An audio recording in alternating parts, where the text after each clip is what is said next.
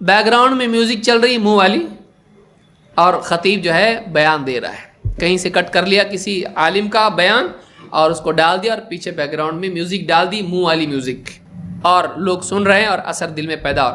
کل ڈھول بھی کوئی بجائے گا، فرق کون کرے گا؟ کل واقعی کوئی کہے گا نہیں بجانے نہیں آتا مجھ کو، بھائی منہ سے لے لو یہ ڈال دو بغیر منہ کی میوزک، واقعی میوزک ڈال دو، فرق کیا ہے؟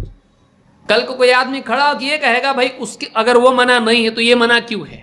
بات تو ایک ہی ہے۔ بچیں عیسائیوں کی طرح، یہودیوں کی طرح، یا جو ایڈورٹائزمنٹ انڈسٹری ہے اس کی طرح آپ لوگوں کے جذبات کو نرم کرنے کے لیے دعوت کے ساتھ ساتھ اس طرح کی غیر اسلامی چیزوں کو شامل اس میں نہ کریں۔ بہت ساری ایسی چیزیں ہیں کہ جن سے بچنا چاہیے۔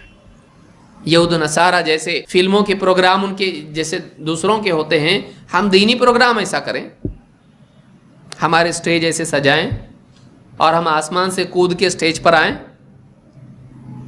لوگوں کو بتانے کے لیے کروڑوں کا ہمارا سٹیج ہے اور اس کے اندر پٹاخے وغیرہ ہوں، اور اس کے اندر سے دائی حضرت باہر آئیں اور لوگوں کو اپنی طرف رجھانے کی کوشش کریں، کیا ہے یہ؟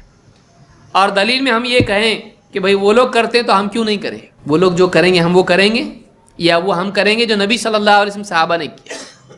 لہٰذا بعض اوقات دین کے طریقہ کار میں، دعوت کے طریقہ کار میں بعض مسلمان غیر مسلموں میں جو دعوت دینے کے شوقین ہوتے ہیں وہ دوسروں کو بھی دیکھتے ہیں کہ وہ لوگ کیسا دیتے ہیں، اور ان کو دیکھتے دیکھتے ان کے کمپٹیشن میں ان کے طور طریقے اپنا لیتے ہیں۔ باطل سے لڑتے لڑتے بعض اوقات آدمی خود باطل بن جاتا ہے، شر سے لڑنے والا بعض اوقات دھیرے دھیرے خود شر کا حصہ بن جاتا ہے۔ لہذا ہمارے لیے طریقہ کس کا ہے؟ نبی صلی اللہ علیہ وسلم کا۔ دعوت کے اصول بدلنے والے نہیں ہے۔